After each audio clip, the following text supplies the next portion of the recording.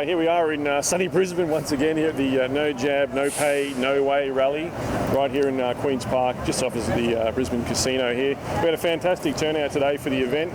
I reckon probably in the area of 500 people came along and took part in the march as well in the rally. One of the speakers is joined with me here. We've got Lisa Weckert. Many of you, if you follow us on Facebook, you've probably seen a few comments from Lisa. Lisa was also featured on the Australian Roundtable podcast a couple of weeks ago. Lisa, thanks again for joining us, and how was the rally today? It was great. Had a really good turnout. Glad to see so many people still aware that we do have rights in this country, and that they're prepared to actually leave the comfort of their lounge rooms and come out and support them. That was one thing I noticed. We had a really good diverse turnout. Many families from all walks of life. It wasn't, people, we were talking to some girls before off camera, and they were expecting, there's going to be a bunch of hippies here or something, but they were just impressive. There's just average people like yourself and like me and a bunch of other folks who are still here chatting and getting amongst it that have turned up for the event. It's not just a certain stigma and certain part of our society. It's everyone who's taken part in this today. Absolutely. People who vaccinate, people who don't vaccinate, all walks of life. There were a few people here with degrees, just regular mums and dads here. So it really was a great cross-section and a really good representation of our society in general. I think I was really impressed with the diversity of the people that were here.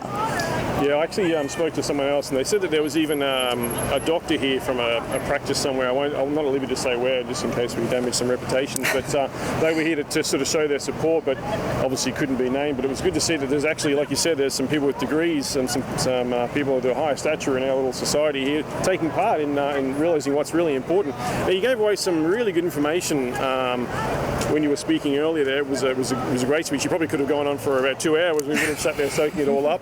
Everyone was getting really rallied together, and some good cheers and some applauses in the crowd there. What would be, say, your top 3 takeaways or points of interest that you could come across now for folks who are watching if they're undecided on the issue of vaccination? First point would be that there is no medical drug in the world that is a one-size-fits-all and safe for everybody. Even, as I said, aspirin can be safe for most people but can be fatal for others. That is at the heart of what this debate is about, because while vaccines are safe for the majority, apparently that science is being questioned, but if we go by what we're being told now, even based on the research we already have, there is still a small percentage of our kids and adults who are going to experience adverse reactions from the vaccinations. Their right to weigh up that risk for themselves should not be taken away, and it certainly shouldn't be forced upon them at the threat of their livelihood. A lot of mums who are going to lose this childcare rebate will have to give up work, which puts them into financial pressure. They probably have mortgages, and that is, under the Australian Informed Consent Laws, coercion. It is blackmail, no matter how you look at it.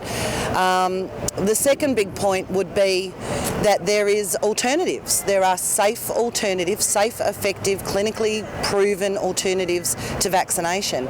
And our governments, our tax dollars, should be going to the research into those so that we actually do have a choice. Because even parents like myself of children who are vaccine injured, we still want to protect our kids. But they tell us there's no alternative, but there is. If you do the research, there is alternatives. Right. And the third thing? The third thing would be that the government still works for us. They don't have a mandate to sit in a room and think up what they think will be best for us. They are public servants. Boy, so that actually got some big cheers when she said that before the rally. That was fantastic. I myself was talking to a family earlier who had a small child, husband and wife. And I was asking them, I said, so why are you here today? What brings you along? Are you pro-vax? Are you anti-vax? And he goes, look, I'm neither. I'm not anti-vax, I'm not pro-vax, I'm pro-choice. And that's what today was really about. Would you agree? Absolutely. As we said, there were people from all sides of the equation here today, but all of them agree that our medical choices are our right. It's not up for debate.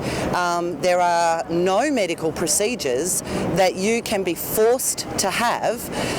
It's against informed consent laws, it's against international human rights laws, and it's unethical. I believe there's a few Nuremberg codes in there that are getting violated as well. Well, as I mentioned, one of the safety concerns for conscientious objectors is the schedule of vaccines, the current schedule, 49 doses of 14 vaccines. Now, they might test the safety of individual vaccines, but they have never tested the safety of that schedule. And that equates to experimentation. And under the Nuremberg Code, experimentation of the public, anyone who partakes in that must do so voluntarily. They can't be forced to do it. So until they do a study on that schedule, they either have to change the schedule or they can't force us to partake in it. Thanks again, Lisa, for joining us today. This is at the No Jab, No Pay rally here in Brisbane. This is General Maddox for Real News Australia. Thanks.